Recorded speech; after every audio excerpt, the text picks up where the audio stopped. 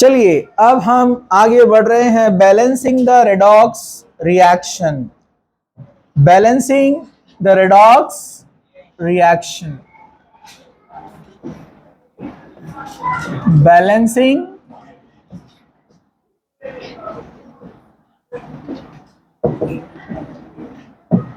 The redox reaction. Balancing the redox reaction. Okay, balancing the redox reaction by two different methods. इसमें हम दो different methods पढ़ेंगे. With the help of this method we can balance the unbalanced redox chemical equation. एक redox chemical equation आपको दी जाएंगी, question आता है इसके ऊपर, उसको हम दो तरीके से बैलेंस कर सकते हैं। एक मेथड जो आज हम देखेंगे, दूसरा वाला कल देखेंगे। तो फर्स्ट जो मेथड दिया हुआ है रेडॉक्स रिएक्शन को बैलेंस करने के लिए वो है by using oxidation number. By using oxidation number.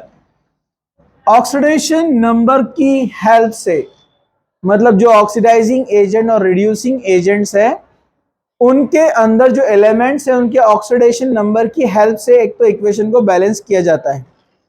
दूसरा मेथड रहेगा by two half cell reaction. Half cell या उसको हम कहेंगे half reactions.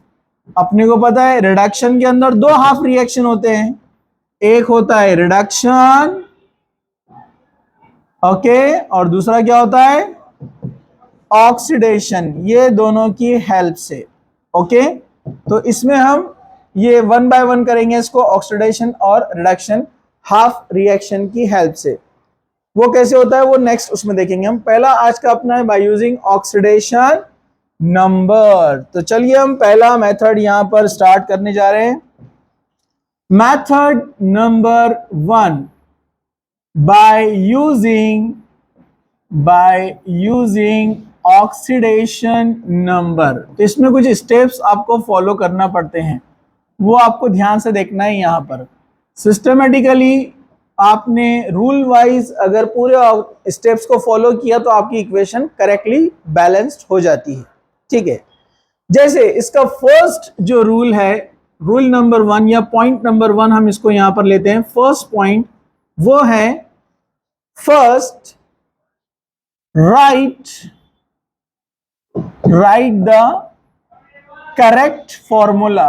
Right the correct formula of the compounds. Right the correct formula of the compounds in reactant and in product या reactants products, ठीक है। इनके अंदर आपको उसको बैलेंस करना है करेक्ट फॉर्मूला के साथ में। जैसे एक एग्जांपल मैं आपको लेता हूं यहां पर, क्रोमेट और सल्फोनेट या सल्फाइड मैं इसको कह सकता हूं। क्रोमेट एक इक्वेशन आपको यहां पर दिया हुआ है, Cr2O7 with 2 minus charge plus SO3 और उसके ऊपर 2 माइनस चार्ज। ये एक इक्वेशन बनाया है जिससे बन रहा है यहां पर Cr3 प्लस एंड SO4। इसमें दो चीजें हैं, या तो वो आपको नेम देगा, जैसे डायरेक्ट इक्वेशन दे देगा, एक तो पहला पॉसिबिलिटी ऐसे इक्वेशन लिखा हुआ आएगा तो बहुत इजी हो जाता है। कभी नेम देगा, जैसे chromate potassium dichromate, sulphide SO3। अब ये धीरे धीरे इसका मतलब इनकी पहचान कैसे होंगी, आयंस की, मॉलिक्यूल्स की। जितना आप रेगुलर क्लास करते जाते हैं अलग अलग चैप्टर्स में अलग अलग एग्जांपल्स, मॉलिक्यूल्स, कंपाउंड्स देखने से आपको लर्न हो जाते हैं बहुत सारे, ठीक है, ओके। इसके लिए कोई ऐसा सिस्टमेटिक रूल नहीं है कि ऐसा कोई आप बैठकर एक लंबी लिस्ट आपको दे दी जाए। बना सकते हैं वैसे लिस्ट, लेकिन पॉसिबल ही नहीं वैसे लर्न करना, इतने सारे एग्जाम्पल्स है। तो बेस्ट वे है कि छुट्टी नहीं मारना, हर चैप्टर को सीरियस करना, कहीं ना कहीं इंटर रिलेटेड पॉइंट्स अपने को मिलते हैं, ठीक है। चलिए, तो ये एक इक्वेशन, या फिर आपको वो नेम्स देगा, क्रोमेट, सल्फाइड, क्रोमिक यानी Cr3+, ठीक है, या फिर आपको देगा वो सल्फेट, इस तरह से नेम। ओके, तो ये है अपना रिएक्टेंट पार्ट और ये है अपना प्रोडक्ट पार्ट। तो रूल नंबर 1 ये है कि फॉर्मूले के साथ इसको आप इस तरह से लिखेंगे। तो उसने आयनिक फॉर्म में दिया है, वर्डिंग में भी और इक्वेशन में भी। तो चलो हमने ये इक्वेशन सबसे पहले लिख लिया। अब रूल नंबर 2 रूल नंबर 2 है आपके लिए, identify the atoms which are undergoing in oxidation reduction process. उन एलिमेंट को आपको आइडेंटिफाई करना है जो ऑक्सीडेशन रिडक्शन में प्रोसेस में इन्वॉल्व है। जैसे फॉर एग्जांपल, तो ओके पहले यहां लिख देता हूं मैं, आइडेंटिफाई, मैं शॉर्ट में लिख रहा हूं रूल्स, ठीक है। Identify the atoms, identify the atoms which are undergoing in oxidation and reduction, थोड़ा इसको पॉज करो। चलिए, identify the atoms which are undergoing in oxidation reduction process. कौन ऑक्सीडेशन रिडक्शन प्रोसेस में जा रहा है वो आपको ध्यान देना है। तो मैं इसको एक बार फिर से लिखूं, अगर आपकी इजाजत है तो। अगर आप नहीं भी दिए तो मैं लिखने वाला हूं, Cr2O7 2- प्लस SO3 2-। चलो लिखो, नहीं लिखो नहीं, देखो, Cr3+ प्लस SO4 2-। तो चलिए अब सब लोग जरा ध्यान से देखिए। यहां पर आप देखेंगे Cr को देखेंगे आप यहां पर। Cr का सबसे पहले हम ऑक्सीडेशन नंबर निकालेंगे, ओके। और मौके का फायदा उठाते हुए ये समझो पहले, हाँ सब लोग जरा ध्यान से। मैंने आपको बताया था कैसे निकालते हैं ऑक्सीडेशन स्टेट, कल बताया था मैंने आपको। ओके, ऑक्सीजन का क्या होता है नॉर्मल ऑक्सीडेशन स्टेट मेटल के साथ में, -2, कितना रहता है, कितने, 7 × 7 कितना हो गया, -14। लेकिन जब किसी के ऊपर 2- चार्ज आता है तो आपको इसमें से 2 निकाल देना पड़ेंगे आसानी से याद रखने के लिए। कितना हो जाएगा, -12। -12 को बैलेंस करने के लिए अब Cr को कितना देना पड़ेगा, +12। तो इसको आपने दिया +12, लेकिन 2 Cr है तो एक के हिस्से में कितना आएगा, यस, +6 × 2 मतलब +12। तो एक Cr का स्टेट यहां पर क्या है, +6। चलो लिख दूं यहां पर +6। लेकिन Cr इधर आने के बाद कितना हो गया, +3। तो ये +6 से गया +3 में। +6 मतलब उसने 3 इलेक्ट्रॉन गेन किया है। +6 था ना, +6, ये +6 से क्या बन गया, +3। मतलब 3 प्रोटॉन को 3 इलेक्ट्रॉन ने न्यूट्रलाइज किया ना कर, तो इसलिए वो उसने 3 इलेक्ट्रॉन गेन किया। कितने इलेक्ट्रॉन गेन किया, 3। तो हम ऐसे कह सकते हैं कि Cr +6 से +3 में जा रहा है, मतलब उसने इलेक्ट्रॉन गेन किया। इलेक्ट्रॉन गेन करना मतलब रिडक्शन। ओके, चलिए ये इसका हो गया रिडक्शन। उसके बाद अब आप देखिए किसको, सल्फर को। सल्फर का यहाँ स्टेट कितना है, चलिए अब हम देखते हैं। तो अगेन फिर से आ जाइए, ऑक्सीजन कितना होता है, ये ऑल ऑक्सीजन, -2 × 3 -6। लेकिन 2 माइनस से ऊपर के तो 2 निकाल दो, कितना हो जाएगा, -4। अब ये हो गया -4। तो ये अगर है -4 तो बैलेंस करने के लिए सल्फर पे कितना चाहिए, और वो अकेला है ना, तो इसलिए यहां पर सल्फर कितना रहेगा, +4। समझा। अब सल्फर इधर आ जाते हैं हम, यहां पर जरा ध्यान से देखिए आप। ऑक्सीजन अगेन, यहां पर ऑक्सीजन भी है साथ में, तो अपने को उसको भी देखना पड़ेगा ना। ऑक्सीजन पे कितना होता है, -2। कितने ऑक्सीजन है, 4, तो कितना हो गया, -8। ऊपर 2 माइनस चार्ज है तो 2 माइनस कर दो इसमें से, -6। मतलब सल्फर पे कितना आएगा, +6। सल्फर पे कितना आएगा, +6। तो यहां पर सल्फर +4 से कहां जा रहा है? +6 में। +4 था, +6 हो गया, मतलब और 2 प्लस आ गए, मतलब 2 इलेक्ट्रॉन चले गए। लॉस ऑफ इलेक्ट्रॉन बराबर है, लॉस ऑफ इलेक्ट्रॉन मतलब ऑक्सीडेशन। तो यहां हुआ है ऑक्सीडेशन। तो ये आपको समझा? अरे ये आपको समझा क्या? तो अभी एक काम करते हैं, ये इक्वेशन को हम फिर से लिखकर अब अगले पेज पर जाते हैं। सब लोग तैयार हैं? चलिए देखते हैं कि आपकी मेमोरी में कितने अच्छे से आपको ये याद रही equation. Cr2O7 2 minus plus SO3 2 minus gives Cr3 plus SO4 2 minus। चलिए चार्ज कितने लोगों को याद रहे? चलिए देखते हैं। Cr के ऊपर +6, इधर आया +3, इधर SO4 पर +4, तो यहां कितना था? +6। और ये हम चेंज भी देख चुके हैं कि Cr +6 से गया है +3 में। तो कितने इलेक्ट्रॉन उसने गेन किया है? 3 इलेक्ट्रॉन गेन, मतलब रिडक्शन। करेक्ट। उसके बाद आप यहां पर सल्फर को भी देख सकते हैं। सल्फर यहां +4 से गया +6 में। कहां गया? +6 में। कितने इलेक्ट्रॉन लॉस किया? 2 electron loss. Loss of electron, oxidation. Okay, ठीक है। तो अब उसके बाद स्टेप नंबर, बोलो बोलो, स्टेप नंबर 3। स्टेप नंबर 3 है बैलेंसिंग द चार्ज। क्या है? बोलो बोलो। Balancing the charge on both side. Charge को बैलेंस करना है बाय यूजिंग सुटेबल नंबर। कोई सुटेबल नंबर लेके आपको चार्ज बैलेंस करना है। यहां पर Cr पर कितना है चार्ज? +6। बोलो ना, कितना है? इधर कितना चार्ज है? +3। अब चलो उनके प्लस पूरे आप बैलेंस करके देखो। +6 +4 कितना होता है? और उधर वाले देख लो कितने? 9 है। पक्का बैलेंस हो रहा है क्या?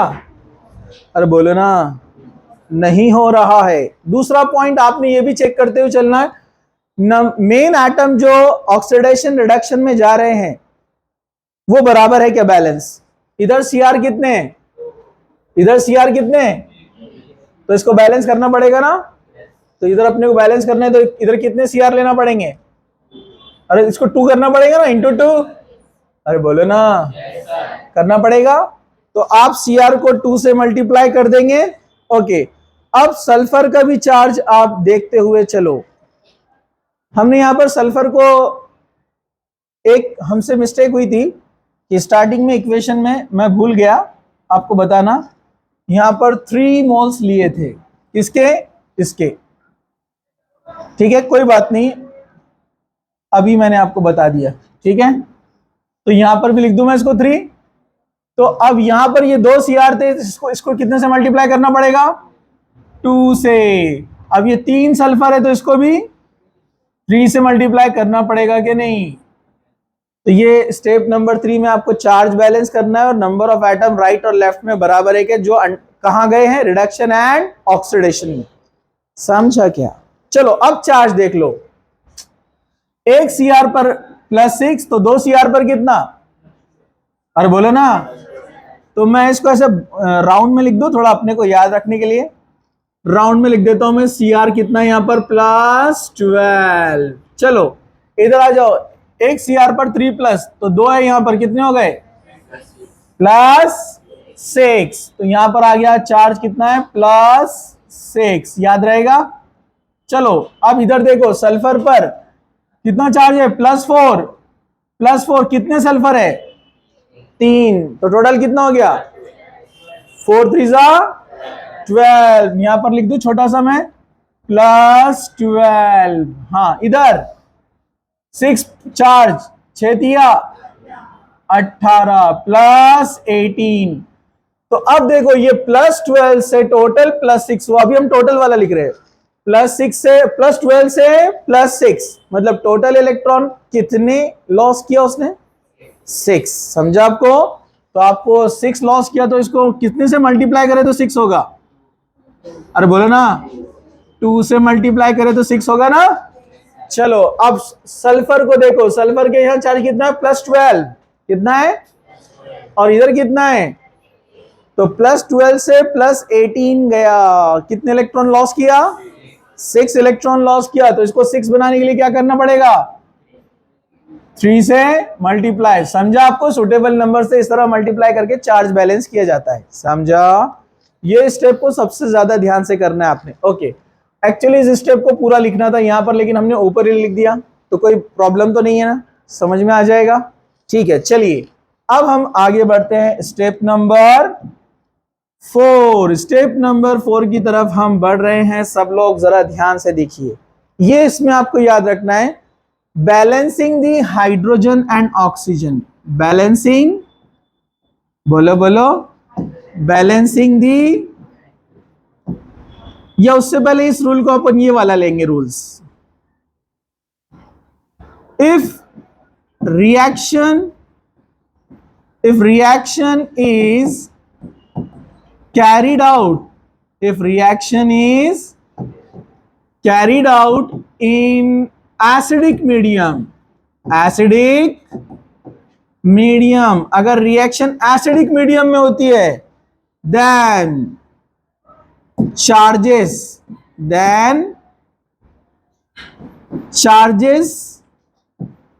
are balanced by H+ ion. समझा आपको? कैसे बैलेंस करेंगे उसको? H+ आयन से बैलेंस करेंगे चार्जेस को। इसी में कंटिन्यू, if reaction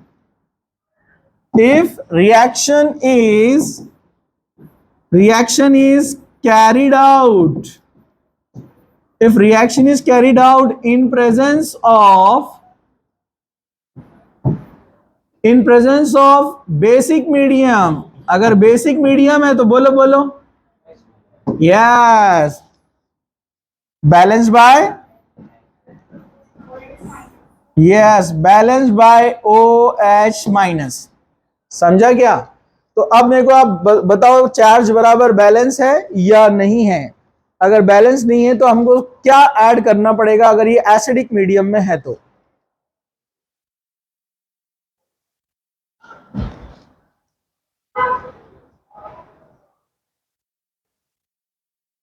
क्या आप लोग देख रहे हैं? इधर कितने प्लस चार्ज है? 18, और ये +6, कितना हो गया? 24। इधर कितना है? 12 + 12 कितना है? ये बैलेंस है? हाँ, ये वाले बैलेंस हो गए। ओके, अब माइनस वाले चार्ज अपन इनके साथ में लेंगे। एक ऑक्सीजन पर 2 माइनस, तो 4 ऑक्सीजन पर कितना? 8 ना? 8 माइनस कितना है? 8 माइनस है इधर। अरे बोलो ना, चलो 8 माइनस इधर ऑक्सीजन पे, लेकिन ये कितना है? 4 तिया 12, 12 है ना? अरे भाई 12 है, नहीं है? 4 3 12 ऑक्सीजन है। 12 ऑक्सीजन पे कितना आएगा? -2 इंटू 12 कितना होगा? -24। Correct, getting? इधर 3 3 9, 9 और ये 7 कितना हो गया? 16 हो गया। 16 3 सॉरी 16 2 32, -32 ना?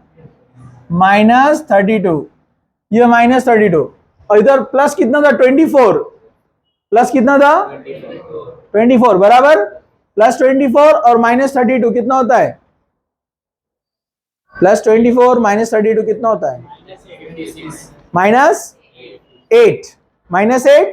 ओके, इधर देखो, -24 और +6, नहीं प्लस कितना है? 18 एंड 6 कितना है ये? +24 और ये कितना है? -24। मतलब इधर बैलेंस है और इधर कितने का डिफरेंस आ रहा है? -8 का। तो -8 को न्यूट्रलाइज करने के लिए अपने को 8 प्लस डालना पड़ेगा ना उसमें, तो वो लेने का H प्लस, समझा।